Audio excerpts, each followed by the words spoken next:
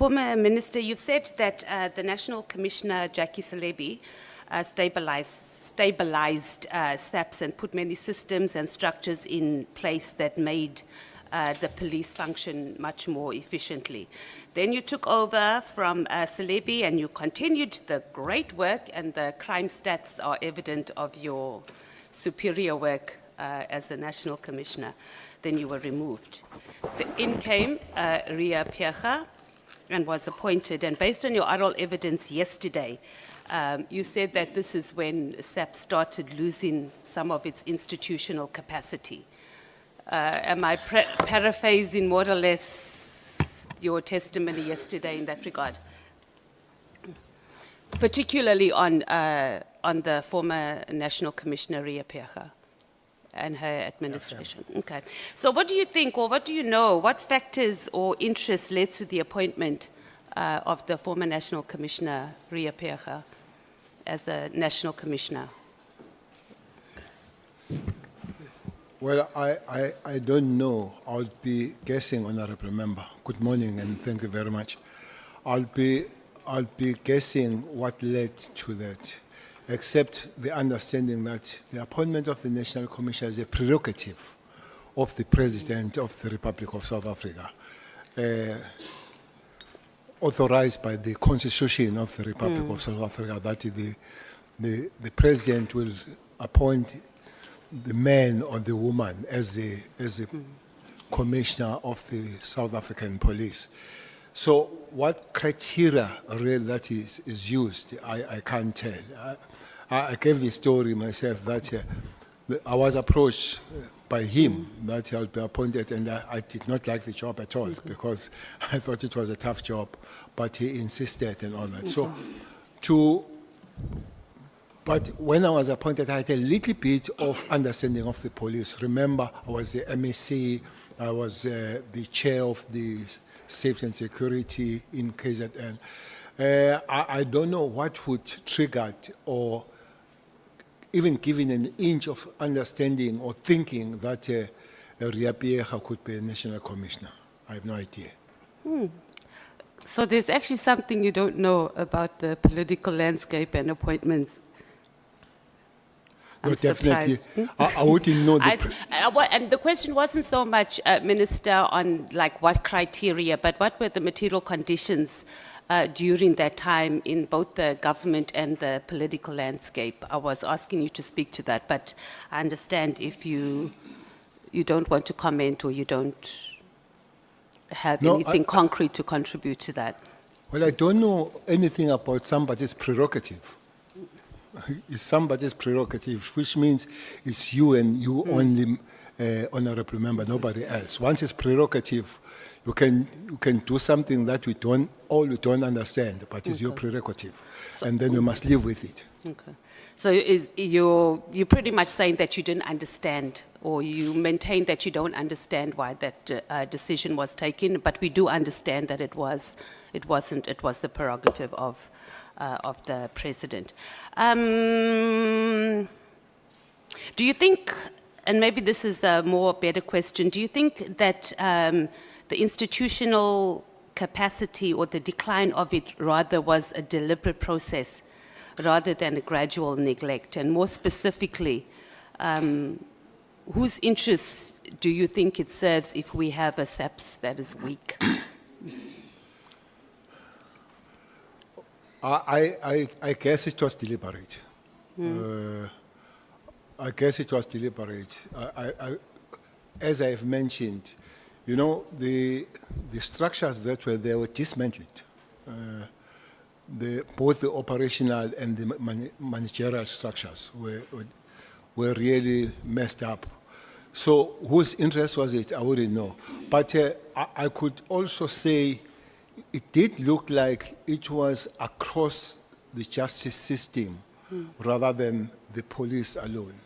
The NPA was changed. Some people they were thrown out of the NPA. Some are sitting here who were thrown out of the NPA. Not only that, even in the state security apparatus, people that were there were thrown out. people that you know that they were doing the good job, they're thrown out, whose interest will be maybe, that's a story to find one day why. But you ask me if it was accident, I would say no. And you don't have an opinion on why this would be. And I understand it would be your opinion, but you haven't done any digging, and you are a senior member in, Well, both a political party, and you've been serving in government for a very, very long time. So when you see this, I'm sure you would have had some discussions or applied your mind. And I understand that this would just be your take on it, not necessarily that that was the case.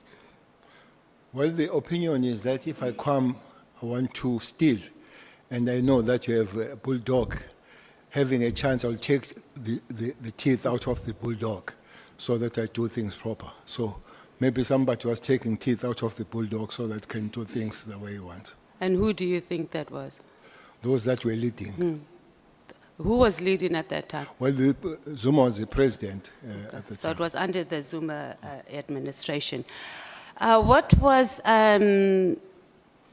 so I guess you've answered this also already, because you're saying that there was also increased political interference during that period, and that contributed largely to the deliberate institutional capacity decline within SAPS. Can we say that? Yes, I would agree with that. Okay. One of the reasons you said you were removed, former minister, was that you refused to take illegal or improper instructions. So I want to talk a little bit about the Marikana massacre, because it happened during that period. So if you were still the national commissioner during that period when the Marikana workers were protesting for a living wage, and then we had the ANC Deputy President Cyril Ramaphosa that was all over, meeting ministers and calling for pointed action. How would you have responded to the protests of the Marikana workers?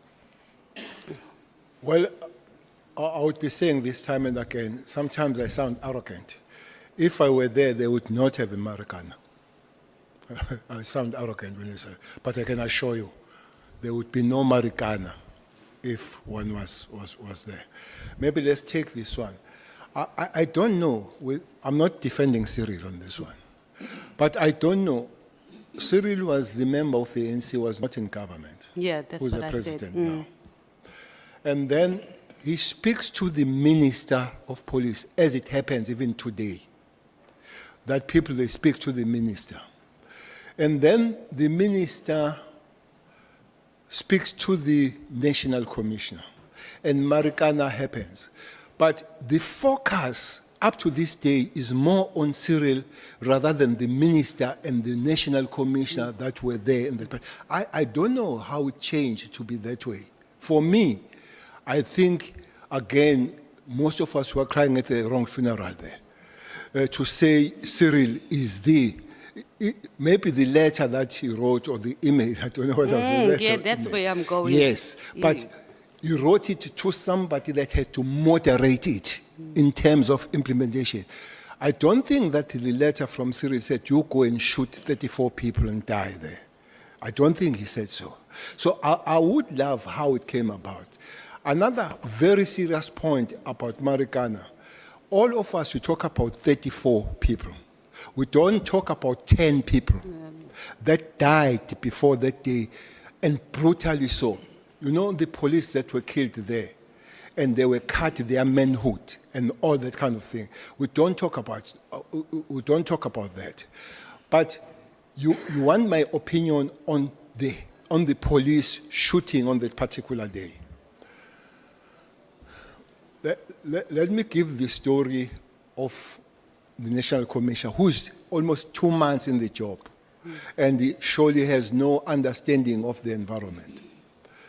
Honorable Member, the operatives, the commanders, some of them, for sure, the person that was there, I think was Mawela, who was on the ORS, they went and briefed the National Commission and go to copies and sit on copies.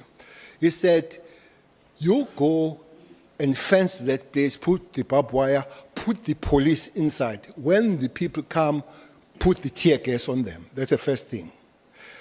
Second thing you do, you go to the bus company and tell them to stop ferrying people there. And thirdly, have what you call disruptive arrest, those that were agitating and all that, do that thing. And as they left, he changed the whole plan. He told Commissioner Mbombo, who was the only female commissioner, provincial commissioner at the time, to say, you go and deal with them. You remember the morning statement that today is a D-Day. And that's how it came about. There were many ways of avoiding that kind of death. And it's unfortunate that it happens, and we must, as South Africans, stay with that blood stain for a very long time. Let's talk about whether you think Ria Phiyega was thrown under the bus by these same politicians who entangled themselves in the operations, the Marikana SAPS operations. About the operation or about the whole appointment?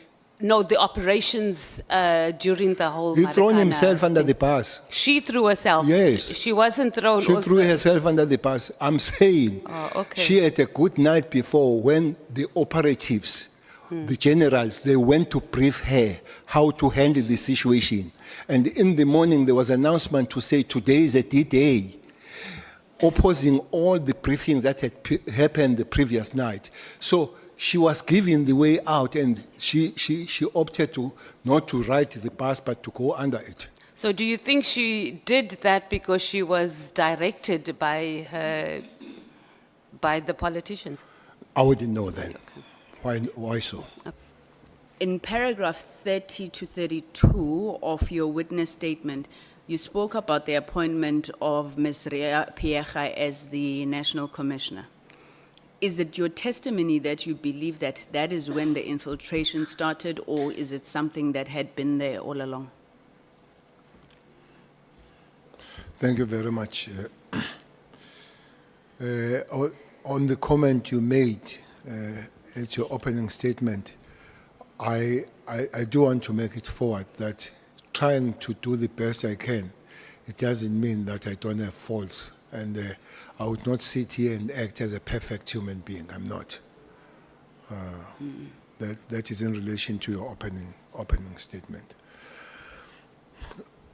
I have to first understand if things that Phiyega did were deliberate. There is one fact that I would accept wholeheartedly.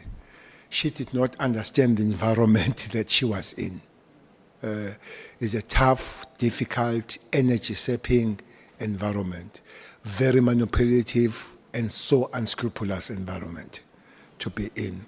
So her having not any form of resemblance of the experience would be two things: make serious mistake or seriously manipulated for the outcomes that are known by those that are handling her. And I believe it was both. The still surviving members, because some have died, of the Cato Manor crew, well, we heard in the Zondo Commission that there was a meeting between the then minister and the then acting National Police Commissioner, and they took the decision to make the arrest as public and humiliating as they could, because they believed the Sunday Times story. Of course, history has shown that those people who lost their salaries, their jobs, their lives, and were branded with the M for murderers on their foreheads, basically, were all innocent. They were cleared by the courts. And I was saddened when the Lieutenant General told us he didn't really recall much about it, because it was his decision to go ahead and join in that political decision to close the unit and arrest everyone. And in fact, the courts have just started paying them out because they're all suing the SAPS for many, many millions. I believe you might have handled it differently had you been in charge. Your thoughts, please. Jefferson, I said yesterday, Lieutenant General Collins is a good cop, but he has faults, and I said some of his faults are serious. That is one of the serious faults that he committed. I don't care who says what. I'll go anywhere. That's my belief, and what I see, I see. That's the way I see that what happens. But one thing that is not said, when Jerome Connors was here, he raised the issue of him having problem with former Minister Mthethwa, may his soul rest in peace, and President Zuma. He did not tell that initially there were parties with Minister Mthethwa, they caused this disaster together. Yeah. They caused the disaster. So there was a time when they were together and they caused the disaster. I don't know when they realized that one is wrong. This Katom Manor thing was a part of the Hawks. And the structures that deal with the misbehavior of the police and all that they could do. But weighing, putting on the scale, their successes and what they did for the people of South Africa was huge. Yeah. Chairperson, there was zero cash heist in KZN under that team. Zero. Perhaps when you were still a national commissioner, or when you're still a national, when you are a minister and a national commissioner, do you have regrets? No. No regrets? No. Were you perfect? No. Let me come to this as well. Did you ever appointed someone in the, I think they said Sita, said he was carrying bags, I've forgotten the surname, what's the surname, if you remember? There was a matter which was raised to say there was somebody who was carrying your bags. Simon, come on, advocate, come on. Yes. Did you ever appointed him As well. as a divisional commissioner? I've explained it time and again. And you said you were in that environment, you would know, especially that there is no minister that appoints any level of police in the South African police. Are you saying that under oath? Don't threaten me about No, oath. I'm not threatening you. I just want to find out, because we have done that, Minister. When I'm asking that under oath, Yes, I'm asking that under oath, yes. Remember, I'm a member of Parliament. I've Yes. been in Parliament far long before than you. I know better Parliament than you. But if you say I'm under oath, it means you don't accept that I am under oath and I'm protected. Simo was appointed by the Minister of Police as a special advisor to the minister, but was appointed by the National Commissioner as a legal person heading legal in the South African Police. Minister, let me, the way you said, you spoken to Vus Matala, or Ket Matala. Yeah, real name Ket Matala. For the first time you said you met him in Beverly Hills, am I right?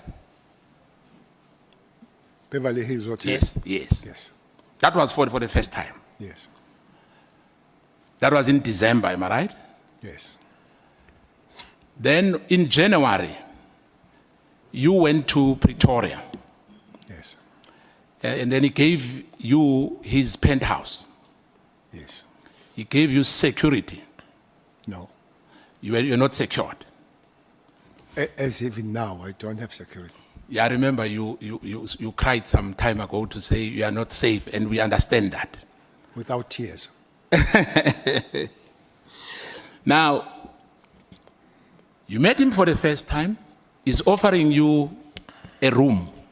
You agree without any hesitation because you are no longer a minister. That's what you said, am I right? You are free to do anything you want. No, I'm not free to do anything I want. There is no human being allowed to do anything that he or she wants. Yeah, I thought when you say we are free, we are no longer accountable to anyone. I thought you said so. On that particular matter, honorable member, not generically that as a human being you can do whatever you want. Yeah, because my follow-up question will be, if I heard you well, is that you can associate with criminals. There's no problem because we are free. Associate, maybe I don't understand the word associate. I can't associate with criminals, but I still can get the information and be briefed and hear and be phoned by those people that give information, even if they're in the criminal world. Mary, Dihas. He says that, she, she says that you are a disgraced minister. Do you agree with that? I don't agree with that. Yeah, I'm just saying, I'm just reading what he wrote here. I don't agree with it. You don't agree with that? And you said you don't recognize Patricia Machale, if I remember well. I don't recognize or remember her. No, you remember her. What I'm saying that whatever Patricia is saying, it doesn't hold water according to you. Am I right? Correct. There's another gentleman who said he wrote you many letters. He calls Fikile Bambi. Have you ever received any letter from him? Who is that gentleman? Ayeka Elisha. Trying to help the people of Cape Town. You mentioned Delphi, you mentioned Philippi and other areas. Because in this country, Minister, you know, issue of drugs is a problem. Ishiyama drugs. Yes. And in particular, Ishiyama drugs. Yes. And in particular, in the Western Cape. Am I right? I'm not saying in other provinces there's no drugs. But in particular, in the Western Cape, we have serious problem of drugs. And Gauteng, we have a similar problem. Yes. We have a similar problem in the Eastern Cape, in almost all the provinces. Now I agree. Do you think these are coincidences that here pops up Mdluli, gets appointed in a very funny way, and the situation changes right from that period? Of course, with the then National Commissioner Phiyega assuming the reins, and the destruction of the security cluster happens unabated. Would you say these are just mere coincidences, or this is maybe one of the manifestations of an intervention that is done deliberately to weaken the democratic state at the security level? Honorable member, maybe one important thing to say about Mdluli. He was suspended for 8 years. He was under suspension for 8 years. And remember that you hire nobody if a person is suspended. So he was earning his salary without any hindrance as suspended. Yet there was no head of the crime intelligence. So there is that gap until he was fired by Mbalula, as Mbalula comes, and I came after Mbalula, but was suspended and earning the salary for eight years. So it could be both him getting involved, but also there was this lacuna that was there because there was no head. But broadly, from the world of security, honorable member, there are no structures that are not infiltrated by opposition. That's your take, that's bottom line. They even say, when your operative intelligence, they give you a beautiful, good information, you must be worried because information is forever on the exchange. So you wonder, as they give him such a good information, how much good information he or she gives on the other side. Chairperson, I've said this time and again, or I heard Mkwanazi talking about it here. I said this is a good learner. I've said it time and again. sometimes I think those that I belong with them in the organization, they'll think I'm a rebel on it. We created the situation where victims are treated worse than the perpetrators. Perpetrators in South Africa are having it nice. And the victims are thrown under the bus by the system. Cold water. Want a hot water. That's the first thing that I can't use cold water here. I want a hot water. And indeed, you run around like a headless chicken getting hot water for him. The second one will say, I don't eat this, I eat this. When he's sick, most of them are taken to private hospitals where they have never been. Go there. When they're sentenced, they sit with TV and they watch everything and still go enjoy their medication and all that. When they stay longer, they study until they... we have just been given the numbers of those that will be writing matric, and others, they come out with PhDs and all that. Where are the kids of the father that was shot by that person? Nobody knows. We have the track record and the follow-up of a perpetrator until gets the parole. But we don't know about the kids that as their father dies, they are taken out of their private school because they can't pay. Their cars is repossessed. Their house is repossessed. And kids, we call them paras. The system is wrong. We just need to go back. It's sympathetic and it's good to perpetrators vis-a-vis the victims. I think that should be really, well, that is not a sour grape because people that follow my statements, publicly speaking, I've said that thing time and again. The police die young, maybe that's why we have subset and all that kind of thing. Even that, by the way, Honorable Malema, it's fun that we don't have the special education trust from the government that teaches the offense of the police that die on the line of duty. When we pay about 13,000 rand a month for a single prisoner, and those that are innocent, they get 350 rand. Then it's fine to go to prison. We pay 13,000 rand per prisoner a month. We pay 350 rand for a person that does not work and is hungry with the family. So people, they get comfort out of crime, out of committing crime. So I think we need to go back and check the system and see what we can do with the system as a whole. Paul Sullivan. I think Paul Sullivan is a British citizen originally.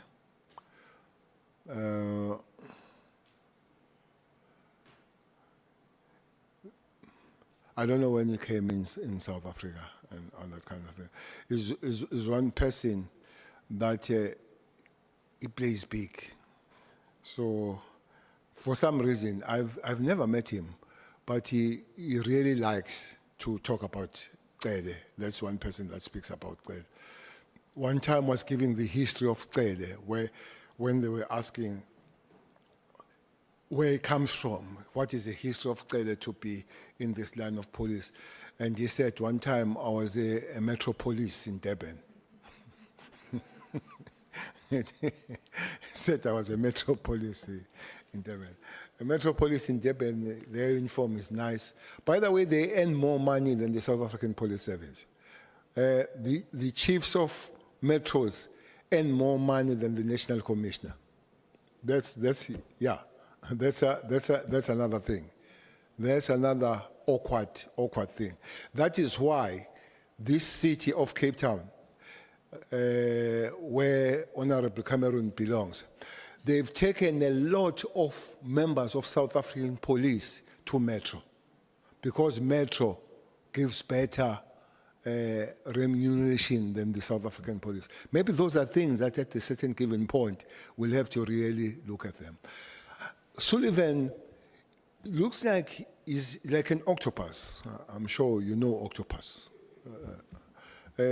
Octopus is almost all over and speak about everything, sometimes that he does not know anything about. But it does look like his insecurity. His benchmark life is Bheki Cele, that he took Bheki under. He had some form of security at the airport that Bheki cut off. I'm sure the path of taking Bheki under, it was quite several millions. It was quite several millions there. Well, there would be information that it belongs to MI6 and all that kind of thing. But he is such a shady kind of a human being with a very little understanding of matters and very much big of himself. You know, I listened to him. Mkwanazi did say this thing here. I listened to him initially, Sullivan, when he says he was sent by the president to scan a person that was going to be a national commissioner. And he told him about Masimula, and the president went on to employ a wrong person. So I heard him, Kwanazi, saying that Sullivan said so here.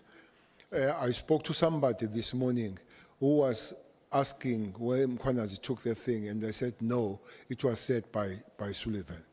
Sullivan, according to him, is nothing but the god of security world, the god of running the politicians, the god of knowing every and any other thing. So where and how it came about here, I don't know.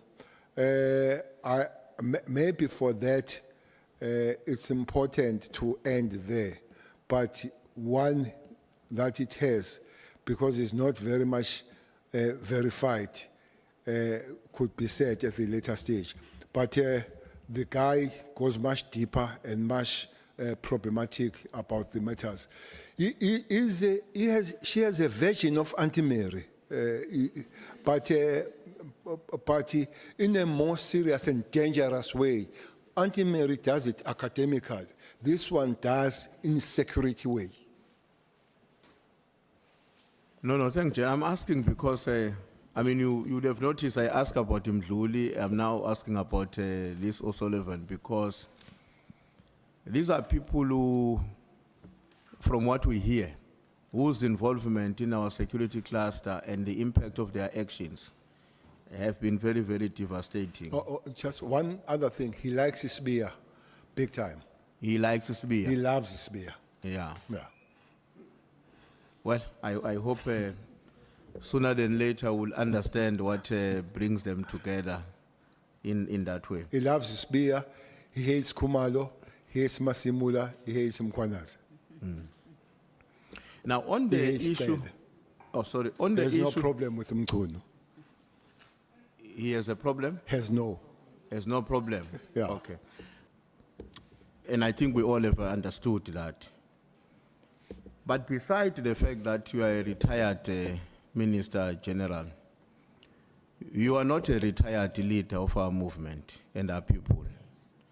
And me and you know that our movement has historically prided itself as a parliament of the people of South Africa because of not just itself, but also the conduct of its leaders.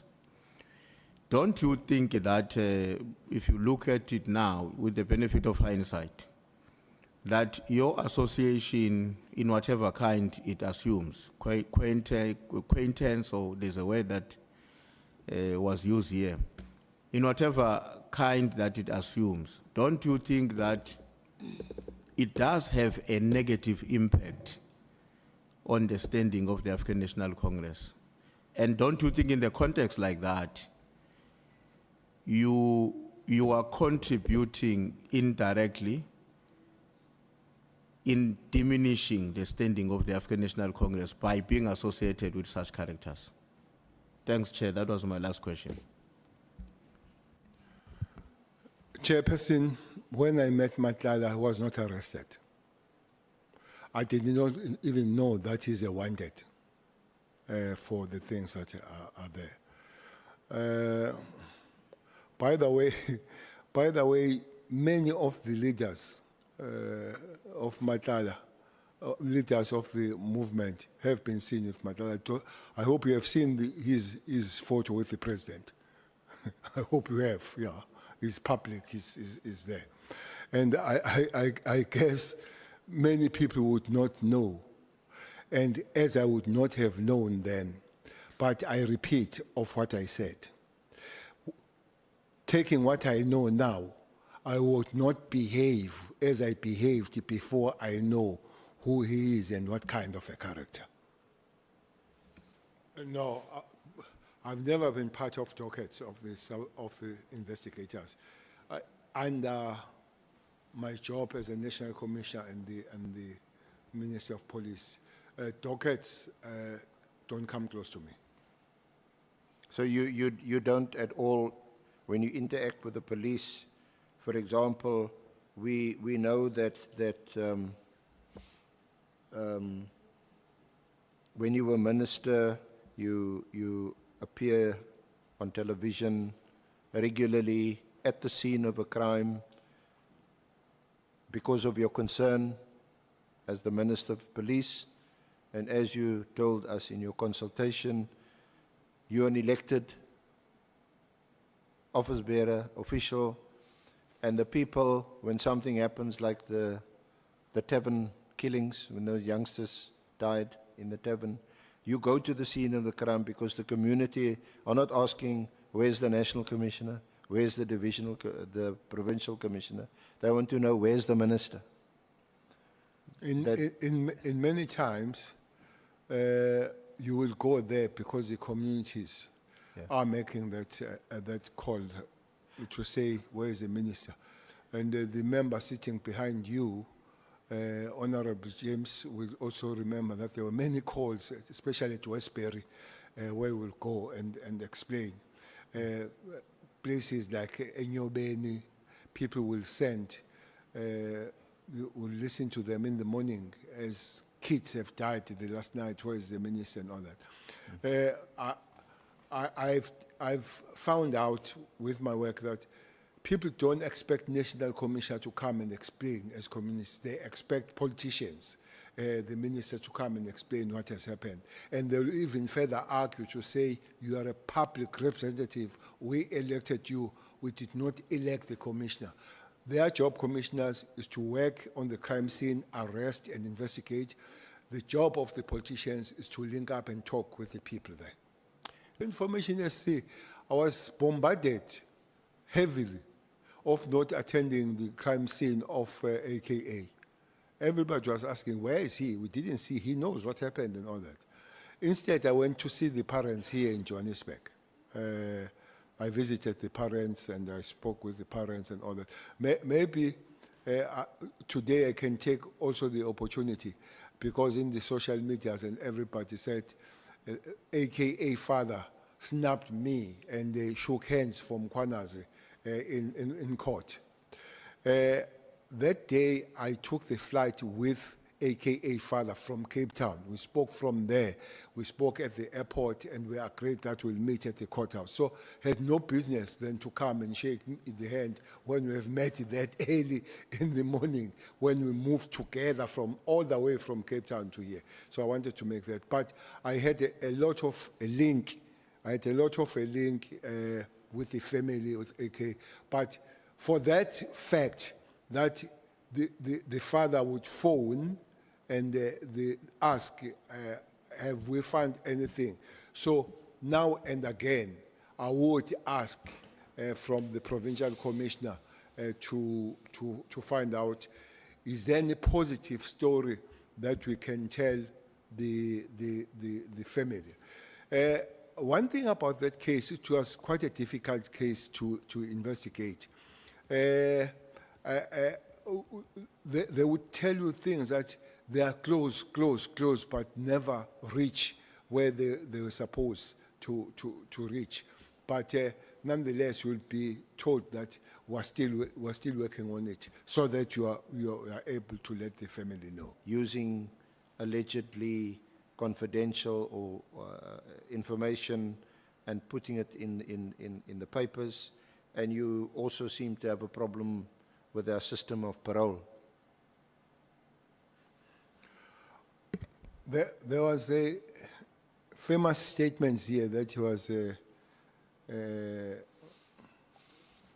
was associated with me, shoot to kill. Yes. So even on the road, when the young people see me, they'll say, shoot to kill. I have made a challenge, and I want to repeat here. Show me where Cele says so. Either in a print form or electronic. I've never uttered that statement, that shoot to kill. Well, thankfully, I didn't repeat it, yeah. Yeah.